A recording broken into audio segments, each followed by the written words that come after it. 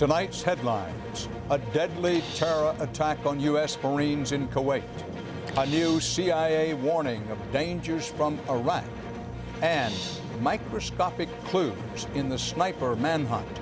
Plus, inside the mind of a sniper, how he chooses and uses his weapon. Eye on America. Science enters a new field: growing drugs inside crops. Is it safe?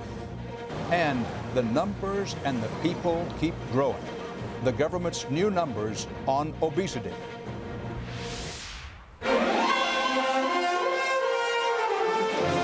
This is the CBS Evening News with Dan Rather reporting from CBS News headquarters in New York. Good evening. Again today, Americans became targets for terrorists who struck with deadly effect. But this time, the Americans they chose were capable of fighting back. They were U.S. Marines. The attack came on an island in the Persian Gulf where U.S. military forces are engaged in Operation Eager Mace, training exercises held in the region every year since the Gulf War. CBS's David Martin pieced together the facts. It happened during a break in an urban warfare exercise like this involving 1,000 Marines on an island off the coast of Kuwait. Two men dressed in civilian clothes drove a pickup truck to a Marine position, got out, and opened fire with AK-47s, hitting two of the Americans. Both Marines were wounded and medevaced to the Armed Forces Hospital in Kuwait City. One Marine later died of his wounds. The other remains hospitalized. The two men jumped back in their pickup truck and drove to another Marine position, but this time the Marines, no doubt alerted by the sound of gunfire, were ready and opened fire first, killing the two men. The Kuwaiti government has identified the two dead men as Kuwaiti citizens and is calling the shooting a terrorist attack. U.S. intelligence is still trying to determine whether either man belonged to al-Qaeda or any other terrorist group. A Kuwaiti source says one of the men had the same last name as several members of a large Kuwaiti clan who are being held prisoner by the U.S. at Guantanamo Bay, Cuba. The Marines were training in urban warfare at a time when the Pentagon is planning to send troops into Baghdad. They have temporarily returned to their ships, but they are part of a much larger Marine force that would be involved in an invasion of Iraq. That, too, could have been the reason for the attack. But whatever the motive, it was strong enough to convince two Kuwaitis to undertake what amounted to a suicide mission. David Martin, CBS News, the Pentagon. The Marines involved in today's action are with the 11th Marine Expeditionary Unit from Camp Pendleton, California. Their base of operations is a specialized warship that carries aircraft, amphibious landing craft, and tanks. CBS News contributor Kirk Spitzer was with them. The men in Kuwait are operating from this ship, the USS Denver, a huge transport vessel that carries 1,000 Marines with everything they need to survive in a place like Kuwait, or for that matter, Iraq. Although these maneuvers are an annual event, this year everyone involved was thinking about a possible assault on Baghdad. While the Marines on the ground were coming under fire, the sailors on board ship were training for another kind of attack, a terrorist assault from small boats. Probably the one that we watch the closest is a small boat. And the reason for that is, one, there are a lot of small boats that will be out there. Two, they move very fast by comparison to a large ship like Denver. The mysterious explosion aboard a French tanker off the coast of Yemen this week brought that threat into even sharper focus. It was in Yemen 2 years ago that al-Qaeda terrorists killed 17 sailors aboard the USS Cole. Today's attack is a reminder that the threat only grows larger when U.S. forces go onshore in a region that may be moving from war games to the real thing. Kirk Spitzer, CBS News, Bahrain. In Baghdad today, Saddam Hussein again denied he has weapons of mass destruction and said the only reason the United States has for attacking Iraq is to force the Iraqi people to grovel. But in his speech last night in Cincinnati, President Bush carefully laid out his arguments for a decisive showdown soon with Saddam. Some have argued that confronting the threat from Iraq could detract from the war against terror. To the contrary, confronting the threat posed by Iraq is crucial to winning the war on terror. If the Iraqi regime is able to produce, buy, or steal an amount of highly enriched uranium a little larger than a single softball, it could have a nuclear weapon in less than a year. Facing clear evidence of peril, we cannot wait for the final proof, the smoking gun that could come in the form of a mushroom cloud. Understanding the threats of our time, knowing the designs and deceptions of the Iraqi regime, we have every reason to assume the worst, and we have an urgent duty to prevent the worst from occurring. President Bush speaking in Cincinnati last night. The president expects to get the war resolution he wants, and soon. The House of Representatives opened formal debate on it today and is likely to pass it on Thursday. CBS News Chief White House correspondent John Roberts has more about that and about the concern that pressuring Saddam could make him more dangerous. John, what about that?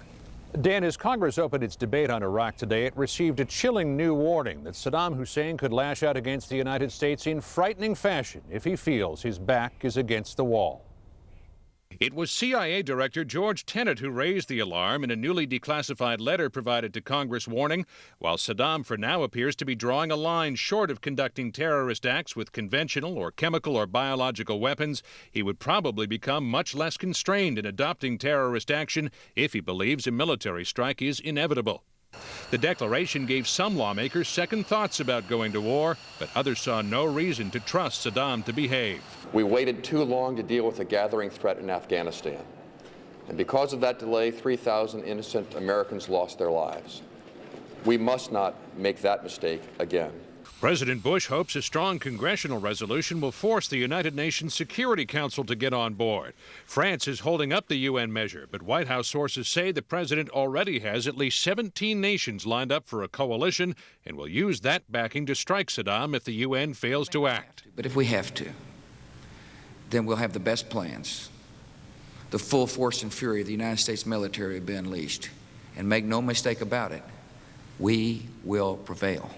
President Bush will telephone French President Chirac tomorrow to try to move the UN process along, but now there's a possible delay in the Senate, with West Virginia's Robert Byrd threatening to block the resolution there. That could hold up a vote on the measure until next week. Dan? John Roberts reporting live tonight from the White House. Thanks. In suburban Washington, the hunt goes on tonight for the serial sniper who has shot 8 people in the past week, killing 6 of them, seriously injuring one school child. Clues are few. And with the gunman still at large, CBS's Joey Chen reports how area residents are coping. Anxious and brave, parents and their children came to school today, just one day after the sniper's bullet struck a 13-year-old boy standing outside Tasker Middle School. Police today were everywhere. Come on, sweetie, because we're running a little late, okay? Many parents were also on patrol. Officials had asked the community to resist the impulse to stay safely at home, but even those who ventured out were wary. You know, now I start wondering whether there's cover around where I'm dropping the kids off. He hops out of the car and gets on the bus because I don't want him to be a sitting duck. Normalcy is the key here, but let's face it, it's on our minds all the time. It is for investigators, too. On an empty lot less than 150 yards from where the young victim was standing, searchers found a shell casing that's now being tested. It was on the same side as the school. And could it have been, ejected from the weapon that the suspect used is very possible. And investigators are checking out over 1,200 phone tips, including the one that led to this search last night. It didn't pan out. Even as they follow up on the leads that have been called in, police are asking for more. They want the public to be on the lookout for different kinds of cases that could be used to conceal a weapon. As another day passed without an arrest, the police chief insisted his team is not grasping at straws. If you have become impatient because no one's in custody, then I ask you to check yourself. Americans have a real tendency to be impatient. So I'm sorry that it hasn't met your timeline. Tonight, police are still looking for any indication that the killer spree may have begun even before last week's shootings. Investigators looking at old police records have found at least one case which might be linked, but the ballistics tests are so far inconclusive. Dan? Live from Rockville, Maryland, Joey Chen. The police, of course, want to know as much as they can about the kind of person that they're dealing with. To learn more about serial snipers in general and their weapons of choice, CBS's Mark Strassman talked to an expert at a rifle range. It's empty, though. Rounds forward into the chamber. And then he's watching. Stalking. Eric Haney knows the mind of a sniper. Haney is a founding member of Delta Force, the U.S. Army's elite counterterrorism unit, and a trainer of sniper teams. He imagines Maryland sniper and the countdown to a killing. At that point, he takes a breath. He lets out a little bit. He relaxes. And he squeezes the shot off. For urban shooting, a .223 caliber high-intensity hunting rifle, like the Maryland snipers, like Haney's AR-15, is ideal, he says. High velocity and devastating at ranges up to a quarter mile. He's picked the right weapon, at least. Well, yes, he has. For the purposes, it is. Unfortunately, it's the useful weapon for the kind of perversions that he's committing. From this rifle, a .223 round would be lightweight, powerful, and deadly. Remember that water jug? This is the impact from that one bullet. And remember, the human body is also mostly made of water. For instance, when the 13-year-old student was shot yesterday, as the .223 caliber bullet entered his abdomen, all its energy radiated outward, erupting through his spleen, stomach, pancreas, lungs, and diaphragm, leaving him critically wounded. It was a complicated operation in the sense that there were multiple injuries that he sustained. He's a Special Forces Rambo-type wannabe. Haney believes for Maryland sniper, the operation is not so complicated.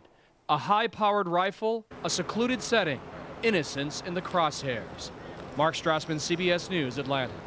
Coming up next on the CBS Evening News, he's kept himself out of sight and kept quiet since 9/11. Finally, the FBI's former chief faces tough questions.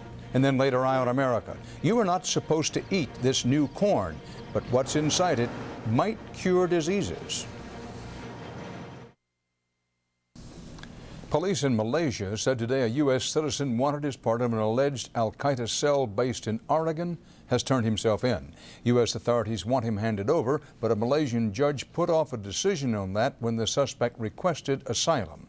In a separate development, a federal judge in Buffalo, New York, granted bail today to one of 6 alleged members of another al-Qaeda cell. The other 5 All-Americans will remain in jail. In the congressional investigation of intelligence failures leading up to the 9/11 attacks, the public heard for the first time today from a key player who has repeatedly come under criticism. CBS's Bob Schieffer covered the hearing. Bob, tell us about it.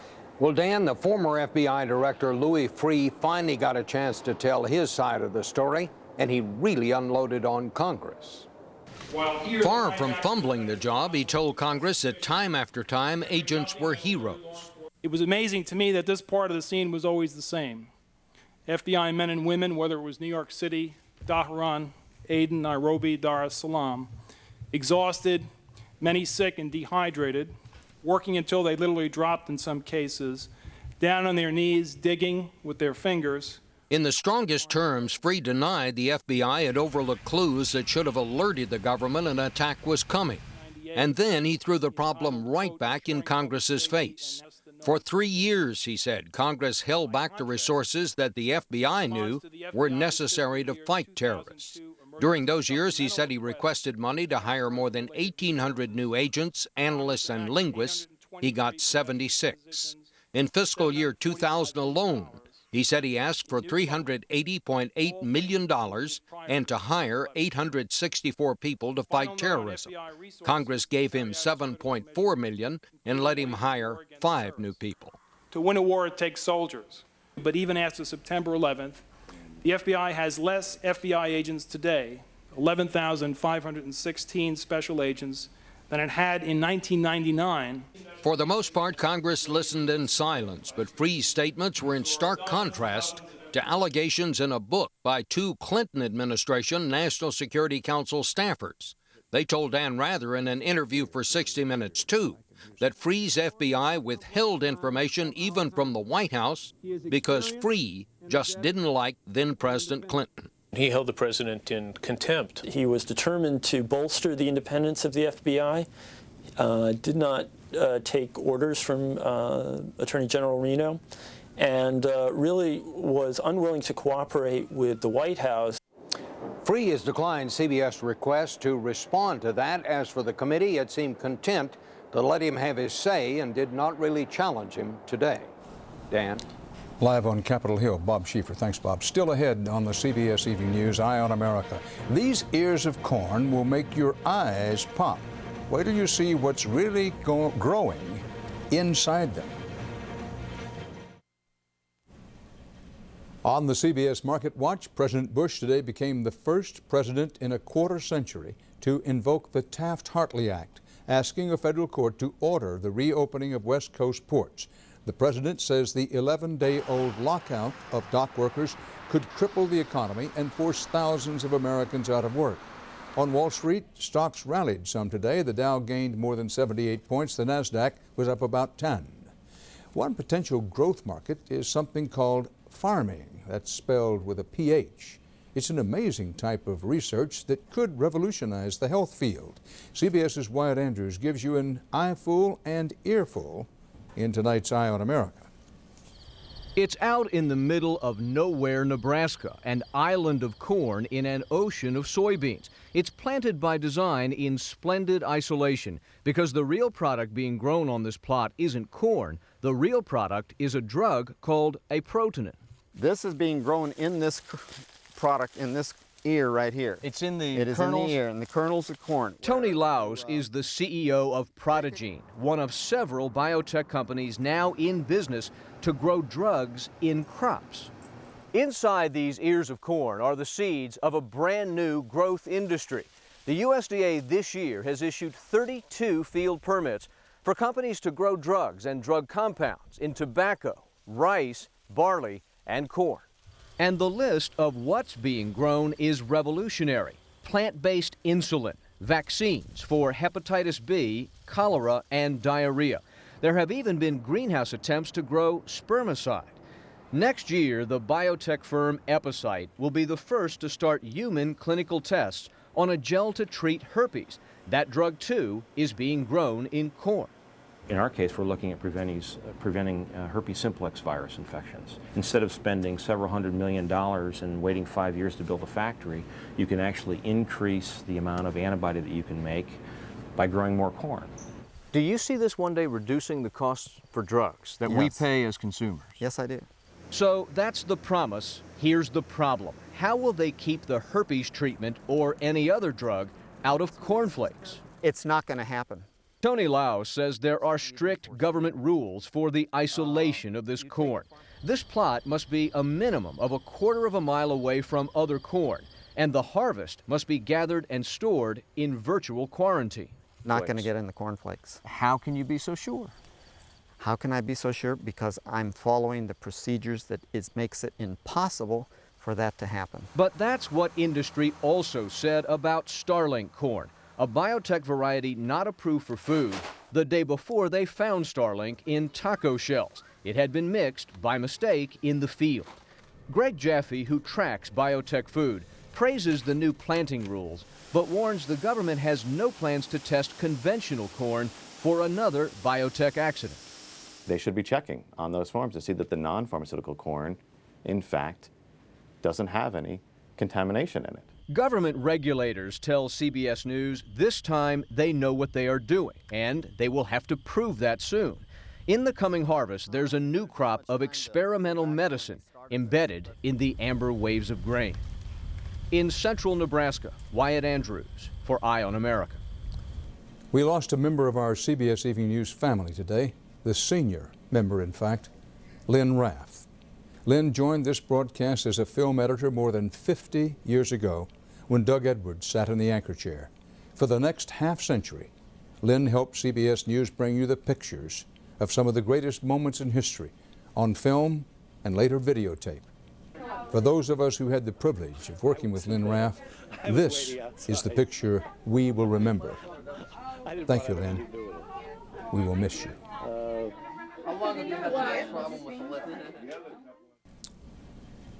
We end tonight with news about this country's growing, and it is still growing, weight problem. The latest studies find 1/3 of American adults, 59 million people, now meet the medical definition of obese, meaning they are at least 1/3 heavier than normal. But one of the most worrisome trends is the number of overweight children in this country. There are now 9 million of them. That's tripled since the 1980s. And people tend to put on more weight as they age. Being overweight takes a heavy toll on health and health care costs. Among other things, obesity is linked to diabetes, stroke, heart disease, high blood pressure, and several types of cancer. Simply put, the government said today, and I quote, "The problem keeps getting worse." And that's part of our world tonight. Dan Rather inviting you to join us again tomorrow for news that matters on the CBS Evening News. Good night. For news 24 hours a day, go to cbsnews.com, AOL keyword CBS News.